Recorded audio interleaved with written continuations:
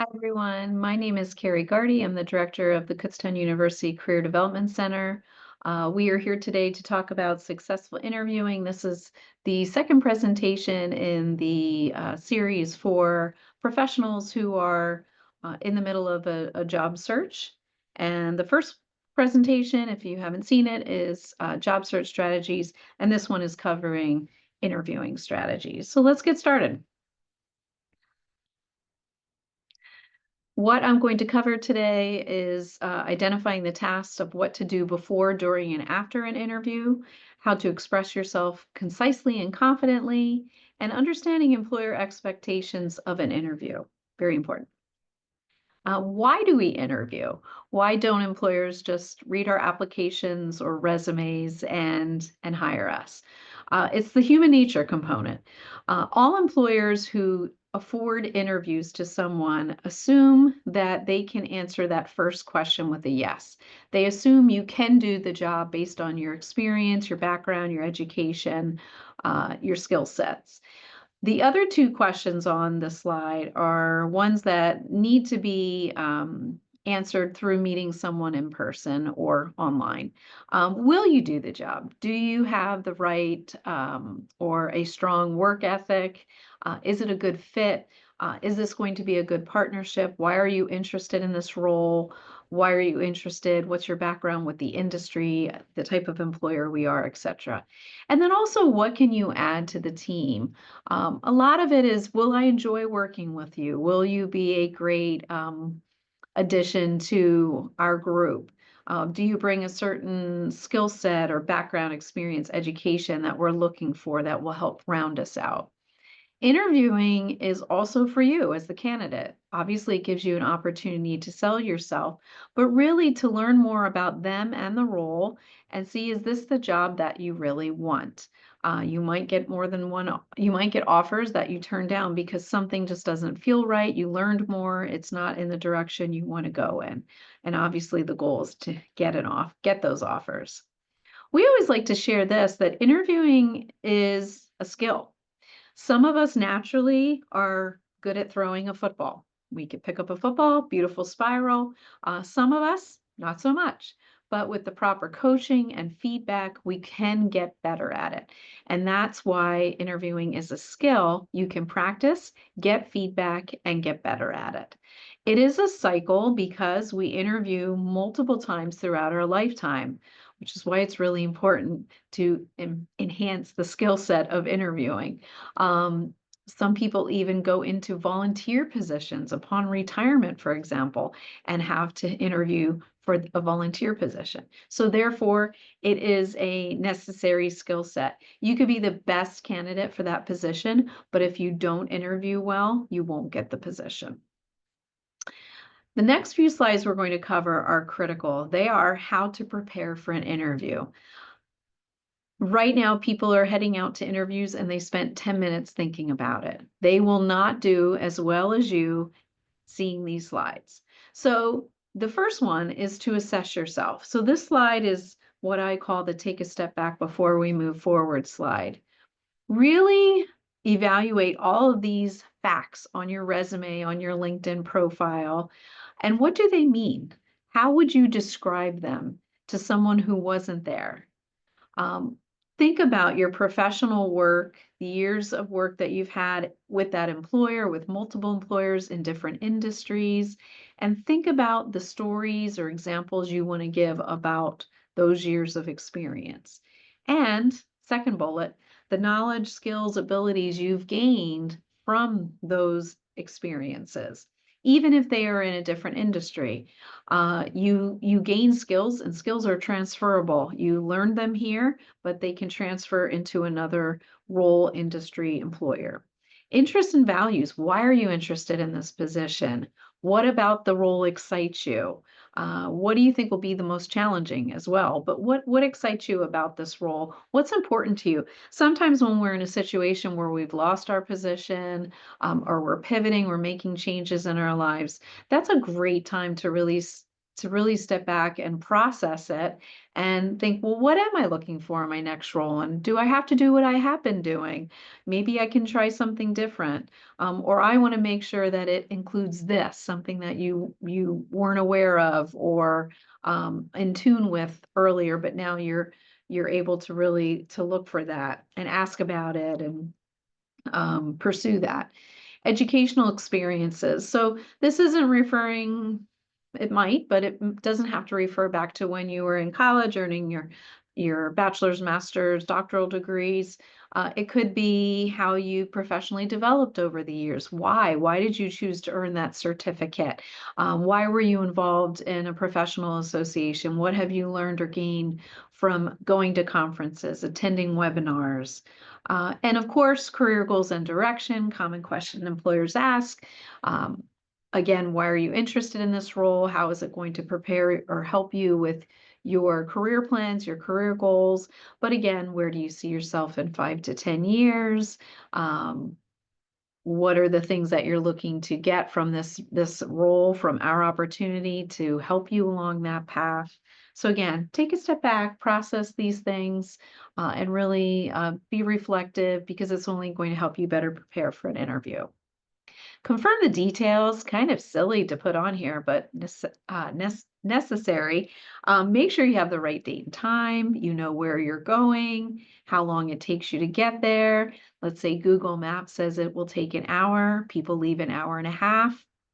Not enough time because if the interview is at 9 a.m., you really should be walking in at, if it's an in-person, 8:45, 8:50 a.m. So that only, let's say 8:45, that only gives you a 15-minute window for traffic, construction, getting lost, parking, stopping at the restroom.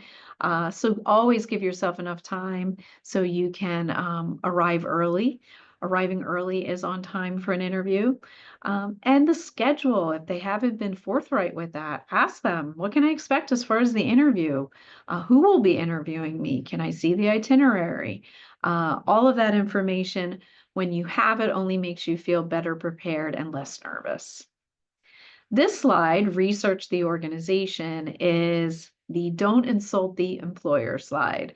Have a good understanding of with whom you're interviewing, their mission, their vision, their values, their products, services, who's their competition, who are their customers, what's new and exciting in the industry, some changes the organization has gone through, special programs or events they offer, maybe even some of their nonprofits that they support, if they do any really interesting things with their employees for professional development or community engagement, their locations, positions. Learn as much as you can because often after tell us a little bit about yourself, they might say, tell us what you know about our organization. And again, you don't want to insult them by stating something very general and vague that anyone would know. So research as much as you can, follow them on social media. That often gives you some insight as well. Practice interviewing. Silly to put on here, but it's amazing how people don't do that. Think about the questions that you will be asked. I'll provide some in a few slides, and not just think about, but answer them out loud because we're not interviewing telepathically. So you certainly need to stumble over your words and think about how you want to phrase something, and that will help you to be better prepared. I like to share that about 2/3 of every interview are the common questions that all employers, all industries tend to ask. Those human questions that we all want to know when we meet someone, when we're talking with someone.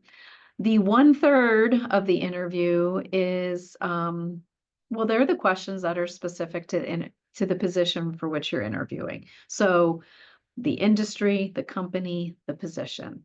If it's a research position, they will ask you questions about your research skills and experience, for example. Be prepared for both virtual and in person. More and more companies are certainly screening online. Some are actually having you record responses ahead of time, sending it in, and then they review them and get back to candidates who interviewed the best. But certainly sometimes you'll never meet them in person. Everything will be virtual. So just understanding, and I have some slides at the end with some tips on that. Get feedback to improve. As I mentioned, interviewing is a skill set. Coaching is important. Get feedback. You might hear from this person, wow, you have this on your resume, but you don't talk about it enough. I think you should toot your horn a little bit here. You have a nervous habit of saying like every like other word. So like you need to work on that. You ramble, you don't sell yourself enough. These are things that we're not always seeing when it's ourselves. And you can, by the way, you can open up a Zoom link and record yourself answering and watch yourself, hear yourself, and take that in. And that's helpful. But it's always helpful to have somebody interview you and get their perspective as well. Professional presentation is important. So show up as your best self. Obviously, even online, you're seeing the upper body, be clean, groomed, have any materials if you're needing to submit writing samples or a design sheet, or you were to have taken some assessment and bring the results with you. Just obviously a lot to get ready even before you are face to face with someone. So now you're there, either online or in person. Confident handshake. Be aware of your body posture. We even recommend when you are interviewing online to stay standing. It just exudes a little bit more confidence. Smile, positive expression. So sometimes when we're interviewing, we're nervous. There's a lot on the line. Really, sometimes we lose our personality. It's okay to smile and laugh and be yourself. The best interviewers help the candidates be comfortable and confident, so they get to know them better and understand who it is that they're hiring. Speak clearly and slowly. Sometimes when we're nervous, we speak too quickly. You want to enunciate, introduce yourself clearly, and really, first impressions do last a lifetime. So they're happening right from the moment you lock eyes with someone and begin that interview. Let's talk about the types of questions you will be asked. So there are general questions. Just really expanding on facts on your resume and cover letter and your LinkedIn profile. They're trying to collect a little bit more information, or they see the facts, but they want to hear you talk about it and get a sense of what that was really like, of who you are.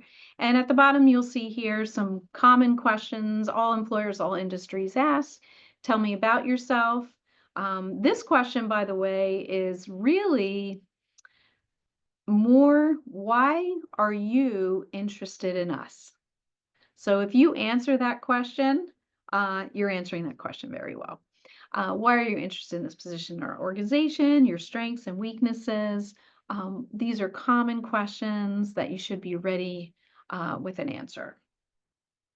Behavioral based is a little bit elevated of an interview and much more impactful for them getting to know you and for you to communicate who you are and your background. So the concept here is your past behavior, the example you give, the story you tell of what happened predicts future behavior. So I get a sense of who you are and how you function, and take in information and make decisions. So you'll see some questions. Describe an experience in which you worked with a difficult person. Tell me about a large scale project you completed. Give me an example of a time where you demonstrated leadership. Again, great questions to understand who you are and what you want to emphasize about your background. There are, of course, inappropriate and illegal questions that could be asked related to age, race, nationality, marital status, sexual orientation, the affiliation, social, religious, political, financial status, citizenship. This sometimes happens in interviews, as you may already know. You have some choices. Sometimes companies don't train people well. Sometimes people don't realize they're being inappropriate and or illegal. You have to ask yourself, does this person represent the entire organization? Is it worth Should I give an answer? Should I decline? It's really your choice. You can respond or decline. You can say, I really feel that's inappropriate. I'm not sure why you're asking that. I'm trying to understand why you're asking that question. So you can decline to answer, and that's perfectly okay.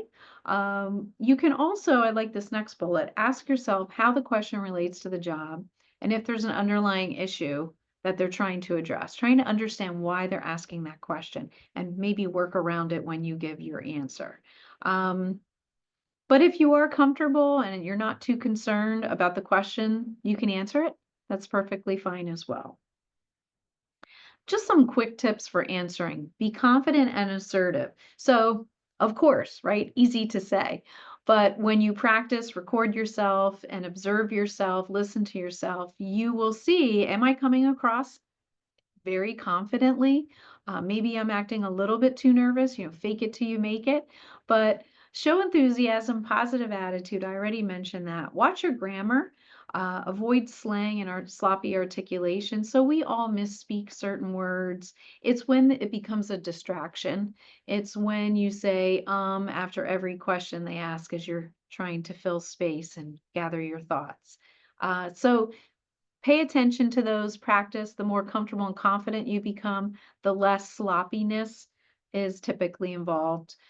Maybe it's you drop off the G after verbs, thinking, doing, and saying instead of thinking, doing, and saying. Pay attention to these. They have an impact on how you are perceived. So it's something to really know whether you do or not and improve on. Make sure you understand the question and take a few seconds to respond. It is okay to have a slight pause, a couple seconds to gather your thought, have some quiet time, and then give an answer. That is perfectly okay. If you don't know the answer, love this one, some options. Even they ask you a real stumper. I'm not sure, but I'll do the research after this interview and I'll email you with the answer by tomorrow. Love it. You could say, I don't know, but this is what I would do to find out. Shows enthusiasm, desire to learn, thinking on your feet. Every employer likes that. Don't ramble, be clear and concise. So sometimes when people are nervous, they ramble, they go on and on and on, and the employer might be actually interrupting you to try to get you to wrap up your answer. Uh, I would say the second bullet here is the one that I see as more common, and that is people who don't sell themselves enough. When we finally get face-to-face time with someone, you want to maximize this interview. So don't be too quick or vague. Remember, they weren't there. They weren't there at your job, so you need to be detailed, succinct, but detailed. Answer thoroughly and completely. Share your story. It could take a minute for an answer. It could take 30 seconds. There's no set time, but here's an opportunity to really tell a story, weave that little picture in their mind about your response. Include concrete, detailed, and quantifiable data. So come prepared with success stories. Think about your role, your experience at work, maybe in your community. This would be a really great example of my teamwork. At the time this happened, this would be a really great example of my problem solving, of my leadership experience, and have those ready to go. Don't dwell on negative experiences or what you don't have. Sometimes people will say, well, I know I don't have this, but, or I don't have a lot of experience in this area, but why even draw attention to it? They probably know, they still wanted to interview you. So focus on what you have and what you're able to give them. Find the positives of each experience and what you learned or gained. They might ask you that question, I think it was a few slides earlier, about a negative experience you've had with a colleague or a supervisor. If they ask you about something negative, don't dwell on it. Just quickly tell the story without disparaging anyone. And then end on a positive, what you learned, what you gained, what the takeaways were from that negative experience. When we focus too much on negativity, remember, first impressions last a lifetime. All I can equate to you then is that negativity. How do I know it's really this crazy supervisor when it might be you? right? So again, move right into the positiveness. What was the outcome from that or the takeaway? Bring some notes for yourself. That's perfectly okay. You can refer to them, you can look at them. You wouldn't take notes during an interview, of course, but you can bring some notes to reference. That's okay. When you're answering a behavioral based question, pay attention to the STAR method. The best interviewees use STAR. They may not even realize it, but STAR is how you frame your response. Describe the situation or the task. So this was the negative thing that happened that you asked me about. What was the action that you specifically took? And then what resulted from that action? So if an employer would say to you in an interview, so, well, what happened? What came of that? What resulted? You're not giving the R. And if they're not really interested, they might not take the time to dig and get you to round out that STAR method response. So if you share these points in your response, you're going to have a very detailed, succinct answer. I already mentioned this, but just a reminder, interviewing is a two-way street. You are assessing them as well. What do you need to know in order to make an informed decision? Never insult the employer by not asking questions. Everyone should always ask 3, 5 questions, not questions you should know the answer to already, but ones that can dig a little bit deeper to get to know them a little bit better. And certainly before you accept any offer, make sure you have everything in writing in order to make that informed decision. Asking questions shows you're engaged, excited, intelligent, and thorough, that you've done your homework. Here's some examples. Your website mentions this. Can you tell me more about it? How would my work directly impact the organization?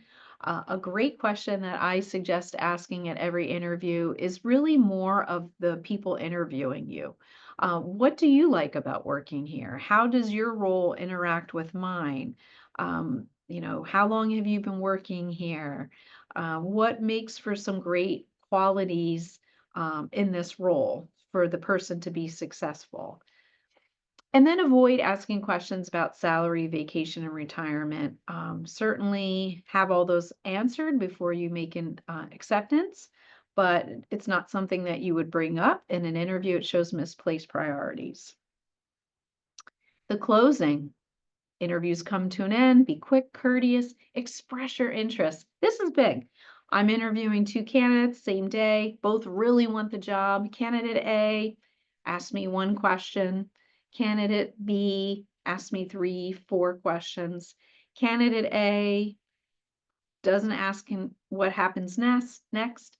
Candidate B says, thank you so much. I'm really excited about this position. When can I expect to hear from you? How will I be notified? Both candidates really interested, but candidate B appears to be more so, and every employer wants to hire someone who is excited about the opportunity, who won't leave after I've trained them for the past 3 months. Get a business card if you're in person. Make sure, certainly if you're interviewing more than one person or that more than one person is interviewing you, get their business cards, get their contact information. Firm, confident handshake, and send a thank you. So nationally, I don't know what the statistic is, but the minority of people interviewing in our country send thank yous. You want to be in that minority. It's a great opportunity to remind them of you and again to show enthusiasm for that position. So they will get the sense, oh, this person would probably accept it if we give this offer to them. Include any important information you forgot to include. So maybe you're processing the interview and you're like, wow, they asked a lot of questions about this specific topic. Maybe I should address this. Or you're driving home and you're like, oh, wow, I don't know why I said that. I wish I would have given this example. So add a sentence or two. It shows reflection, maturity, and it will make your thank you stand out a lot more. So process it. What can I do better next time? What question did they ask that really stumped me? What question did they ask that I gave a fabulous answer? I pulled it out of the depths of my brain and I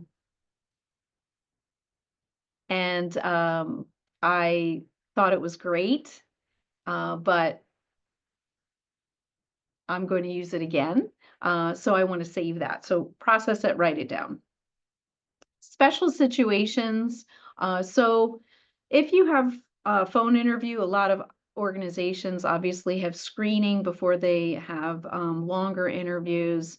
Make sure you have no interruptions. The good thing about phone interviews is without the visual there, you can keep notes, you can keep your resume, you can have your laptop open, and they can't see you. So just again, be prepared, but you have all those supports there in front of you, which is nice. For video interviews, again, equally important to not have interruptions. Make sure, especially if they use their own proprietary software, to download and update it well in advance, not like 15 minutes before the interview and then there's an issue. Sit up straight or stand. Again, I mentioned that earlier. Dress professionally. Again, you never get a second chance at a first impression, and test the connection and speakers beforehand. Panel and group interviews are actually, they tend to make people nervous because it's not a one-on-one situation, but really look at it as an advantage. Everything doesn't rest upon the reactions of one person, of their take of the interview. So you have a few people giving feedback, which is to your advantage. Be sure to look at each individual. Sometimes in group interviews, for some reason, the candidate focuses in on one person, and when they respond, they're only looking at that person. Let's say it's 3 people. The other 2 people are like, "Why are they not looking at me this entire interview?" So make sure to look at everyone, say hi and bye to all, including handshakes, and of course, thank yous. So that is successful interviewing from the Kutztown University Career Center. I hope if you haven't interviewed in a while, this helps you feel more confident.